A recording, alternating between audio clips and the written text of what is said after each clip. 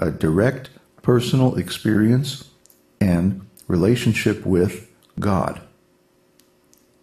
And then do you think that you would attain this result with a partial or altered teaching? Or would you attain a better result by following the original complete teaching? Well, regardless of whatever the aim is, certainly we'll attain better results if we have the complete original teaching. That's common sense. So, it follows from that we should do research into this subject if we're at all interested in getting the best benefit out of our yoga practice or out of our meditation. We should go deeply into the matter, and we should find these original literatures and check them out. Now, as far as the aim of yoga, as we mentioned before, yoga, the word yoga comes from yukta. The same word is used for example, hitching a horse to a cart. So hitching up the soul to God is like hitching the cart to the horse. God is really the force behind everything. He says in Bhagavad Gita, I am time. Without time, nothing can happen. So God is the force that makes everything happen at the very lowest level of understanding. And at the highest level of understanding, God is the supreme, eternal friend and lover of the soul. And we all want that love. We all need that love, that pure, unlimited, unconditional affinity of God, who created us just the way we are, loves us just the way we are. So, yoga is a path to self-fulfillment, spiritual self-fulfillment, and by following the original teachings, we can reach that rather quickly, within a few years of practice. But if we don't follow the original teaching, if we follow some partial or altered teaching, we can never be sure that we're going to reach the actual goal of yoga. For example, if the teaching doesn't even recognize that that goal exists, we're in trouble. So let's move on, because the next question is, can you be absolutely sure that the teachings you've received and practiced are the complete, identical yoga teachings from the source literature? Well, most people would have to answer this, no. You can't be absolutely sure because you personally have not investigated the original source literature on yoga. And so you might start to wonder, well, why not? Why aren't these books available everywhere? You can go into any Borders bookstore and there's a whole shelf of books on yoga, but are any of them translations of the original complete source material on yoga? No. Why not? Well, this brings us to the next question. Did you know that for over 200 years, colonial governments used disinformation and psychological warfare techniques to deliberately distort public knowledge of meditation and yoga? It's because of this disinformation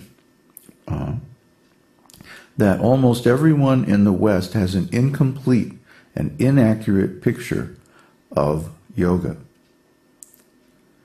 The British, when they occupied India, they deliberately covered over the original source materials on yoga, and they funded the creation of a large number of secondary and tertiary sources of information that gave a distorted and incomplete picture. Now, why did they do that? Well, they were occupying a very large country with a very small number of troops, and they needed leverage. And some of the best leverage you can have is to discourage the people and disempower the people that you're trying to rule. So the colonial British government mounted a large, very sophisticated campaign called Hinduism. That's right, folks. The British created Hinduism. And if you doubt me, Google British created Hinduism and take a look at the about 10,000 references that you'll turn up. So British deliberately created a distorted picture of yoga because they did not want the people of India to be fully empowered by their spiritual practices. And therefore they deliberately distorted and covered up the original source of information on yoga for political reasons. Political and financial, which always seem to go together, don't they? So what are those original sources? Well, have you ever heard of the Vedas? Actually, if you've been studying yoga for any length of time, it would be highly doubtful that you had not heard of the Vedas. But if you're a beginner, maybe this is a new idea to you. The Vedas are a very ancient source of knowledge on yoga, meditation, and spiritual life. They're very ancient. They were written down for the first time 5,000 years ago. 5,000 years ago is about the limit of Western historical knowledge, but the Vedas antedate that by a considerable amount. And the Vedas are, or the Vedas and its ancillary literatures are, the most original source for yoga and meditation teachings in the world. It gets better. The Vedas used information techniques similar to modern computer security techniques such as encoding and checksums and other coding methods, which I'd rather not talk about, to prevent alteration of the original texts and maintain the fidelity of the original teachings. And these are the methods that have kept the esoteric teachings secure during all these years. So if you would like to get more benefit out of your yoga practice, if you'd like to attain a higher level of the yoga teaching, then you should certainly explore the literature of the Vedas. And we are going to explore, in this series, we're going to explore one of the most famous and beloved of all the Vedic works, Bhagavad Gita. We're going to go deeply into Bhagavad Gita, which is the introduction to the ancient esoteric teachings on yoga. When I say the esoteric teaching, I have a particular work in mind which gives the core ontological teaching of yoga. But I would rather not get into that directly. I would rather have us discuss and hear about Bhagavad Gita, because Bhagavad Gita gives us the background necessary to understand the esoteric teaching. If you just dove into it without any preparation, you'd be lost. The average Western person simply doesn't have the spiritual background knowledge. For example, in school, we all learn about the solar system and the different planets and basic rudiments of physics and electronics and chemistry and things like that. And so when we encounter such terms in a general reading, we have a fair idea of what they represent. But we have no background in the science of the soul. Therefore, we will be going into the Vedic science of spirituality here during the next several sessions, well, during the next many sessions, because it's a big thing. And you're always welcome to leave your comments in the comment field and let me know by email.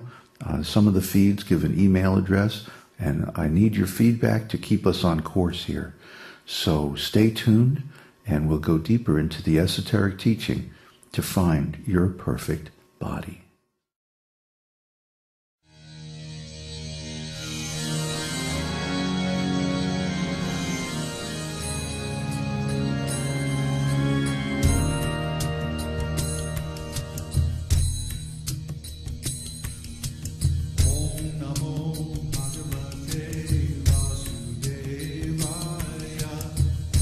Namo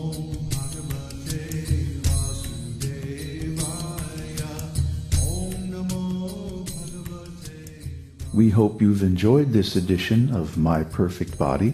This is David Hughes, your host, reminding you to visit us on the web at esotericteaching.org.